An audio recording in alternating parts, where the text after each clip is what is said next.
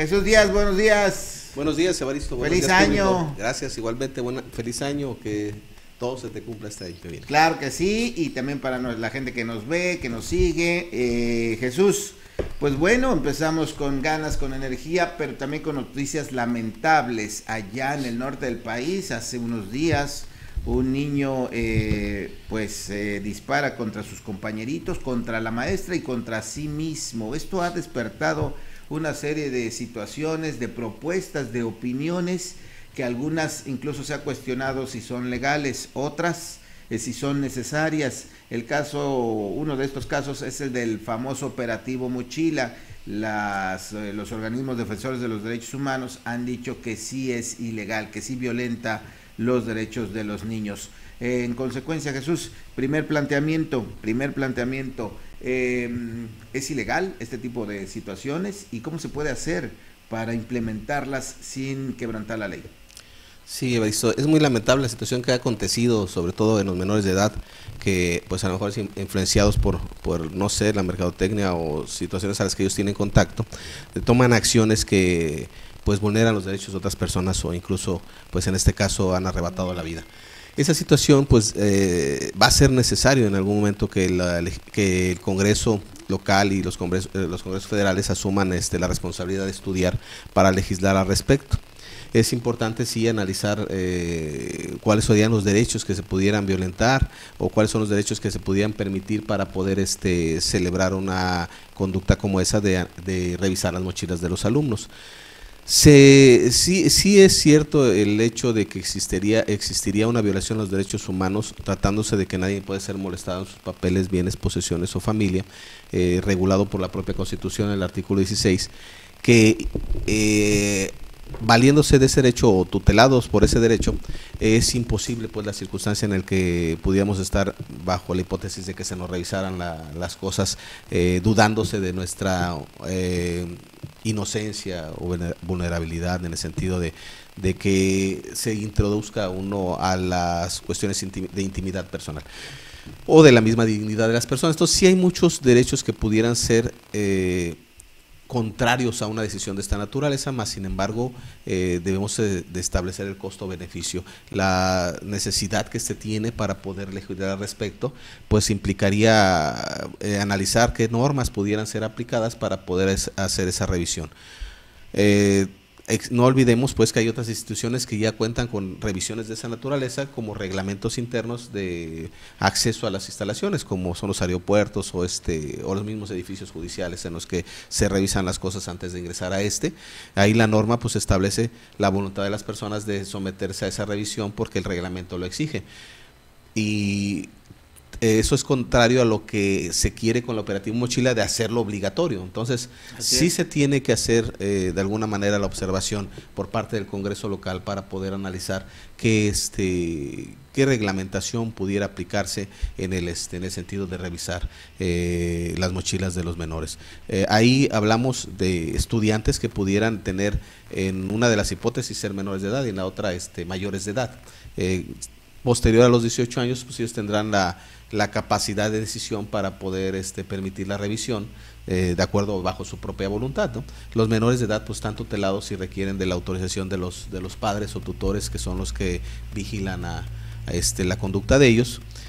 No dejan de ser un grupo vulnerable a su vez, que se debe cuidar por parte de los adultos. Las decisiones que se tomen pues tendrán que ser por parte de las personas con capacidad legal para decidir, que en este caso pueden ser los tutores o los propios funcionarios públicos que deban de legislar al respecto, pero es un tema que se debe discutir y que es urgente en cuanto a la materia. Otro punto, Jesús, es el tema de las armas de fuego. El niño, se sabe, tenía dos armas de fuego con las cuales cometió esta tragedia. La pregunta es también hasta dónde autoriza la ley contar con armas de fuego y pues qué tan conveniente es, o qué otra restricción o qué otra situación se podría también aplicar. Sí, ahí es importante señalar que el menor tuvo acceso a esas armas de fuego a través del círculo de acción en el que se encontraba, es decir, en su propio domicilio. Al parecer, le pertenecían a su abuelo, lo que conlleva a que hubiera una posesión de armas ilegales. Pero además estaban cargadas y además había cómo operarlas, ¿no? Son armas que estaban destinadas al uso exclusivo del ejército y eso es parte de la prohibición que la ley establece y de alguna forma pues tendrá dentro de la investigación se tendrá que deslindar la responsabilidad de la persona que tenía esas armas. El menor de edad, no olvidemos que al estar bajo de la tutela del abuelo, pues tenía el acceso a esta, ¿no? Entonces podría haber una responsabilidad. Pero eso nos lleva a la pregunta que nos haces.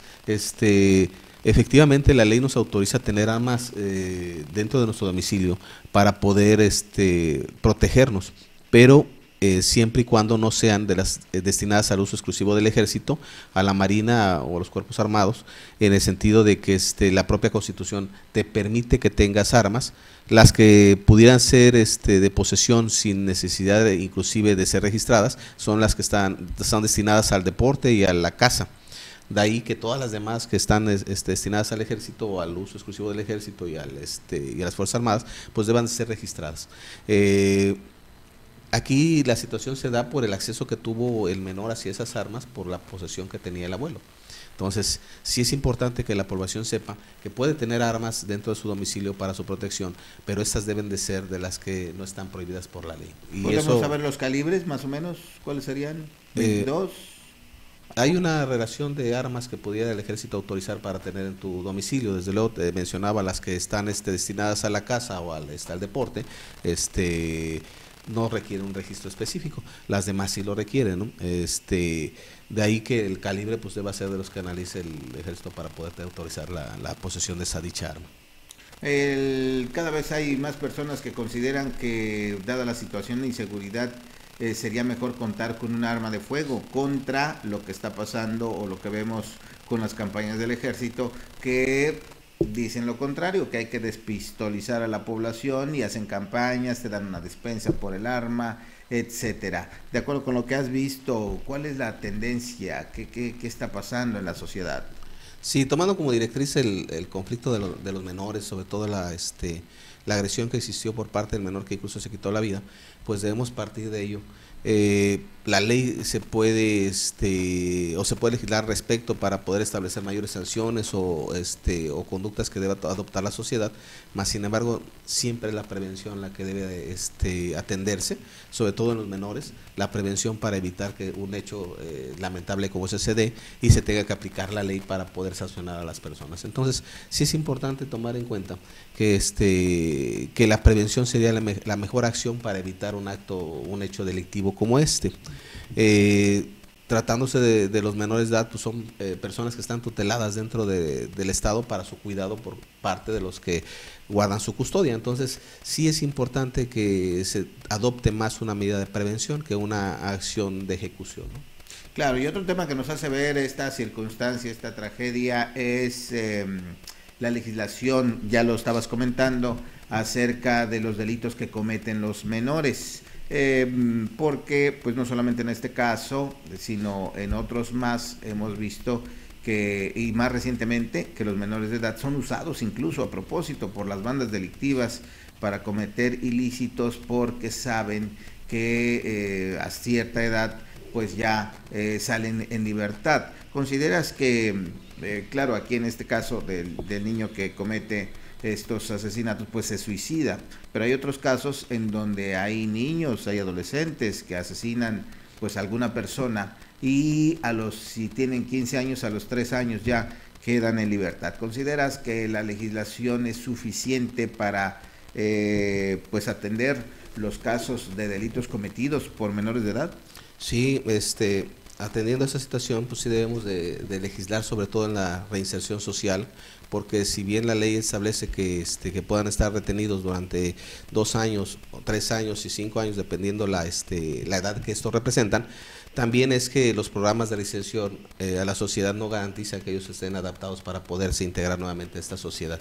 Ahora, la legislación, sobre todo en las reformas del 2016 que permitieron la retención o privación de la libertad de los menores, pues implica que deban analizarse mayores opciones para poder reinsertarlos a la sociedad, puesto que eso es lo que faltaría para poderlos generar, ¿no? No olvidemos, aquí en Morelos ha habido antecedentes ya de actos violentos por parte de menores. Por ahí en Jiutepec en el 2015 creo que hubo un ataque por parte de un estudiante a su director por una sanción, y finalmente eso ha llevado a que se tenga que legislar al respecto. Como lo comentaba, la legislación va a establecer cuáles van a ser las condenas o cuáles son las ejecuciones por cuanto a las conductas que las personas realizan, más sin embargo la acción más eficaz debe ser la prevención, porque aún incrementando las penas o incrementando dentro de la legislación las conductas reguladas, pues se entiende claramente que para poder ejecutarlo, para poder implementar esa legislación es porque ya se consumó un acto. Entonces, lo conveniente sería que hubiera más canalización a la prevención por parte de la legislación en el sentido de políticas públicas que permitan que no se tenga que enfrentar circunstancias en las que ya no está rebasando la delincuencia.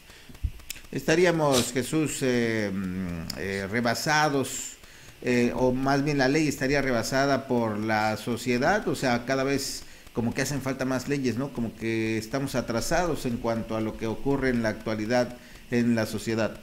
Sí, pues el ámbito de influencia de la delincuencia entre la población se ha incrementado, tratándose de los menores de edad que ahora tienen acceso a todo tipo de información relacionada a los actos delictivos, que incluso hasta como héroes ponen a los a los criminales, y eso enajena su mente, ¿no? Finalmente debemos entender que los menores de edad son personas que tienen una capacidad mental de acuerdo a la edad, que a veces ven las cosas de diferente manera. Ahí es donde se tendría que canalizar tal vez el esfuerzo para evitar que ellos pudieran ser enajenados en su mente y adoptar conductas que desde luego son ilegales, y que al final de cuentas van a ser sancionados por una legislación que pudiera ser innovadora, nueva, reformada, con más sanciones o con más análisis en la conducta, pero finalmente se llegó al punto que se trata de prevenir. Así es, pues muchas gracias, Jesús, gracias por esta aportación, los puntos de vista. Vamos a ver qué ocurre, la sociedad toda debe reaccionar, empezando, y aquí lo hemos dicho, desde casa, ¿no? Cuidando a los niños, dicen el operativo mochila desde casa, y efectivamente, o sea, la sociedad también tiene que asumir la responsabilidad, cada quien, los padres de familia, de esto, y ya la convivencia, ya la relación con los demás, pues ya sí queda a las autoridades poner las reglas de toda esta situación. Gracias, Jesús. Gracias, Evaristo. Gracias, público. Feliz año. Feliz año.